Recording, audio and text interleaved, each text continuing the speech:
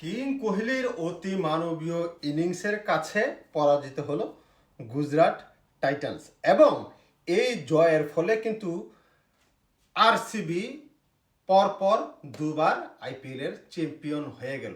সত্যিকার অর্থে এই ম্যাচটা আসলে কোথায় হারলো গুজরাট, কোন জায়গাটায় হারলো? অনেকেই বলবেন যে কোহলির ব্যাটিংয়ের কাছে হেরে গেছে, কোহলি হচ্ছে চেজ মাস্টার, কোহলি অন্য অন্য লেভেলের প্লেয়ার, তার কাছে এই ম্যাচটা হেরে গেছে। আমিও এটা স্বীকার করি যে কোহলি চেজ মাস্টার, কোহলির সাথে কারো তুলনা নাই, মহারাজা কোহলি, সব কিছু ঠিক আছে, কিন্তু হারলো এক্স্যাক্টলি কোথায় সেটা একটু বলি। তার আগে বলে নিচ্ছি, আপনি যদি আমার ভিডিওতে নতুন হয়ে থাকেন, যদি সাদাকে সাদা কালোকে কালো বলতে শুনতে পছন্দ করে থাকেন, তাহলে চ্যানেলটাতে সাবস্ক্রাইব করতে কিন্তু ভুলবেন না। আর ফেসবুক থেকে যদি দেখে থাকেন তাহলে পেজে লাইক কিংবা ফলো দিতে ভুলবেন না। সাদাকে সাদা কালোকে কালো বলিব, সাদাকে কালো কালোকে সাদা বলিতে পারিব না, আর আইসক্রিম ব্যতীত কারো পা চাটিতে পারিব না। Hello viewers, it's me Roni bro, welcome to another new video. কথা বলছিলাম গুজরাট ম্যাচটা কেন হারলো কিংবা কোথায় হারলো, আর আরসিবি বা কোথায় জিতলো। দেখেন, যে পিচটাতে খেলা হয়েছে আজকে, এই পিচটাতে কিন্তু এর আগে আপনার কি বলে আরসিবিও কিন্তু সেখানে খেলেছিল এর আগে একবার, যেখানে ওরাও 155 156 রানে অল আউট হয়ে গেছিল। মনে আছে সেই ম্যাচটার কথা? এই পিচে কিন্তু খেলা হয়েছিল, কিন্তু প্রবলেম হয়ে গেছে কোথায় আজকে? প্রবলেম হয়ে গেছে টসে জিতার পরে যখন পাতিদার যখন বোলিং করার সিদ্ধান্ত নিল, তখন শুভমন গিলকে আবার প্রশ্ন করা হয়েছে যে টস হারার পরে কি কোনো ব্যাপার আছে নাকি, কিন্তু সে কিন্তু কি বলছে যে না, টসে আমরা আসলে যদি জিততাম আমরা আগে ব্যাট করার সিদ্ধান্তই নিতাম, এটা কোনো ব্যাপার না, আমরা ব্যাটই নিতাম, এমনিতে ব্যাট পাইছি, টসে হাইরে আমরা ব্যাট পাইছি, টসে জিতলো আমরা ব্যাটই নিতাম।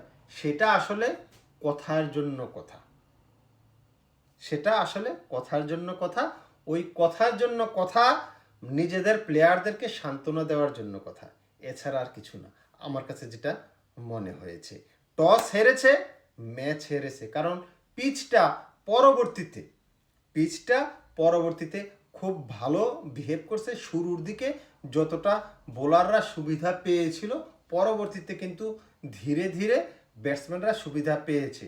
প্রথম দিকে বল ভালোভাবে ব্যাটে আসছিল না, এবং পরবর্তীতে আস্তে ধীরে পিচটা মোটামুটি একটা ভালো বিহেভ করছে। খুব বেশি ব্যাটিং ফ্রেন্ডলি পিচ সেটা বলবো না, কিন্তু মোটামুটি ভালোভাবে বল ব্যাটে আসছিল। তবে যেহেতু একটা ফাইনাল ম্যাচ, আমি এই এই উইকেটটাতে আরও মানে ব্যাটিং সহায়ক উইকেট ভাবছিলাম হয়তো বানাবে। এবং এই পিচটা সত্যিকার অর্থে 155 রানের পিচও না, এই পিচটা আমার কাছে মনে হচ্ছে যে 180 রানের পিচ। আমি খেলাটা দেখছি, পুরোটা খেলাই দেখেছি, আমার কাছে মনে হচ্ছে যে 180 রানের পিচ, সেখানে 155 রান করেছে গুজরাট টাইটান্স। ম্যাচ আসলে ওই টসের সময় হেরে গেছে। এই পিচে যে আগে টসে জিতে যে ফিল্ডিং করে পরে ব্যাট করে, সেই এই পিচে ম্যাচ আসলে জিতে যায়, যেটা প্রমাণ হলো এখন, আরও আগেও দুইবার প্রমাণ হয়েছে।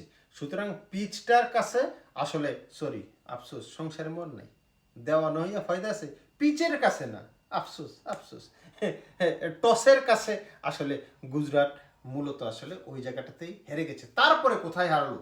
তারপরে যখন আপনার বিপক্ষ দলে কিং কোহলি আছে, মানে চেজ মাস্টার আছে, তখন তো আপনাকে ধরে নিতে হবে যে আপনাকে মানে বোলারদেরকে ভালোভাবে ভোগাবে। বোলাররা লাইন লেন্থ যতই বজায় রেখে বল করুক, তাকে আউট করাটা অনেক বেশি কঠিন কাজ, এবং সেই কাজটাই কিন্তু হলো। কিং কোহলি দেখেন এক সাইডে আছে, অন্য সাইডে উইকেটগুলা ঝড় বাতাসে দমকা হাওয়ায় কিন্তু উড়ে যাচ্ছে, কিন্তু কিং কোহলি শক্তপোক্ত হয়ে দাঁড়িয়ে আছে যে না, যত বাতাসে আসুক, যত দমকা হাওয়াই আসুক, আমাকে উড়ানো যাবে না, কারণ আমি ক্রিকেটের মহারাজা। সেটা কথায় না তার কাজে সে প্রমাণ দিয়ে দিল। যেভাবে হিট করলো অসাধারণ ছিল। প্রথম তো 10 বলে সম্ভবত 28 রান ছিল দেখলাম। মানে একদিক থেকে মারতেছে, ছাপা মার দিছে, কিন্তু বলারদেরকে কিন্তু ছাপা মারে, এই যে চাপা জায়গায় জায়গায় জায়গায় জায়গায় জায়গায় ক্ষত বিক্ষত হয়ে গেছে, ক্ষত বিক্ষত হয়ে গেছে গুজরাটের বোলাররা, কিন্তু কোহলিকে আউট করতে পারে নাই। যেই জায়গায় আপনার অন্যান্য ব্যাটসম্যানগুলো যেভাবে সিরিয়ালে আউট হয়েছে, সেই জায়গায় যদি কোহলি আউট হয়ে যেত তাহলে বিগ প্রবলেমে পড়ে যেত আরসিবি। কিন্তু কোহলি যখন এক প্রান্ত থেকে আগলে রেখেছে দলকে এবং জয়ের বন্দরে নিয়ে যাওয়ার যে প্রচেষ্টা তার ভিতরে ছিল, লাস্ট মুহূর্তে এসে টিম ডেভিডের সাথে যে একটা পার্টনারশিপ ছিল অসাধারণ দেখার মতো। টিমটা মানে দলটা ওই সময় কিন্তু জয়ের বন্দরে মোটামুটি নোঙর করছিল, সামান্য কিছু বাকি ছিল। তখন তো আমাদের মহারাজা তো এটা কাজটা করে দিয়েছে, 4-1 6-1 মাইরেতে সিস্টেম, মামলা ডিসমিস, আসামি খালাস, দেশের বাইরে যাইতে হবে, যাইয়া আম কাঁঠাল খাইতে হবে। দেওয়ানা হইয়া ফয়দা আছে? কোনো ফয়দা নেই। কিং কোহলি এটা শুধু আজকে না, কোহলিকে আমরা অনেকবার দেখেছি দল যখনই খাদের কিনারায় মানে অন্য লেভেলে সে চলে যায়, যখনই রানটা চেস করতে যায় সে একটা অন্য লেভেলে চলে যায়, মনে হয় যে নিজের ভিতরে আর সে থাকে না, অন্যরকম একটা কেমন জানি হয়ে যায় যে না আমাকে এটা করতে হবে, করে দেখাতেই হবে। তার ভিতরে যে ক্ষুধাটা, সেই ক্ষুধাটা আমি খুব কম প্লেয়ারের ভিতরে দেখছি। এবং হয়তো তার এই ক্ষুধার জন্য, জয়ের যে ক্ষুধা, সেই ক্ষুধার জন্যই তাকে আজকে ক্রিকেটের মহারাজা বলা হয়, কিং বলা হয়। যদি অন্যরার ভিতরে থাকতো তাহলে অন্তত তাকে রাজা মহারাজা না হলেও মানে ওই লেভেলে যাইতে পারতো।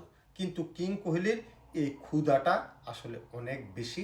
নিজেকে ফিট রাখার যে প্রচেষ্টা, নিজেকে ফিট মানে আজকে আমি কি বলবো, যখন খেলাটা দেখছি মনে যে প্রথম আইপিএল এর প্রথম আসর, একটা তরুণ তরুণ মনে হচ্ছে যে তার 18-20 বছর, যেভাবে সে সিঙ্গেল ডাবলসগুলো নিল, সিঙ্গেলের জায়গায় ডাবল নিল দেখলাম, যে ওই যে যেটাতে থ্রো করলো টিম ডেভিডের, আবার রান আউটের একটা পসিবিলিটি তৈরি হয়েছিল, ওই জায়গাটা দেখেন 1 রানের জায়গায় 2 রান নিছে। তার মানে কি? তার মানে হচ্ছে সে 39 বছরে এসেছে, কিন্তু তার শারীরিক গঠন, সে যেভাবে নিজেকে মেনটেইন করে, এটা হচ্ছে একেবারে একটা যুবক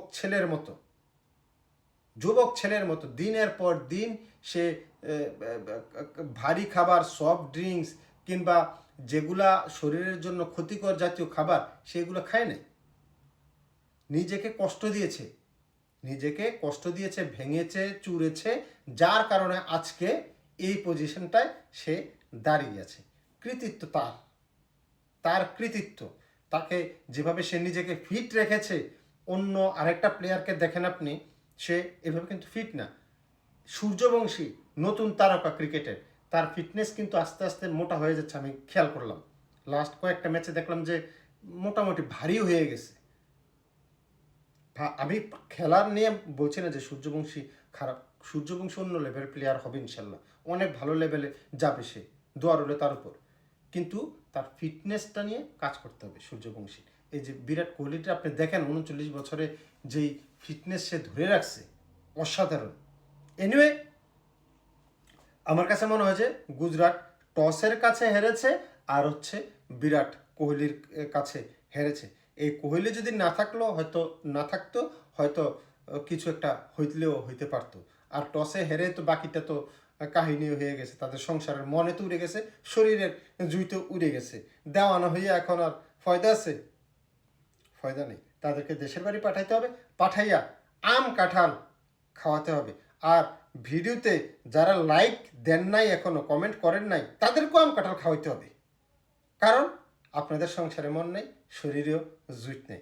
যদি জুইট থাকতো চ্যানেলটাকেও সাবস্ক্রাইব করতেন, পেজটাকেও লাইক কিংবা ফলো দিয়ে পাশে থাকতেন। আফসোস, দেওয়ানা হইয়া ফয়দা আছে?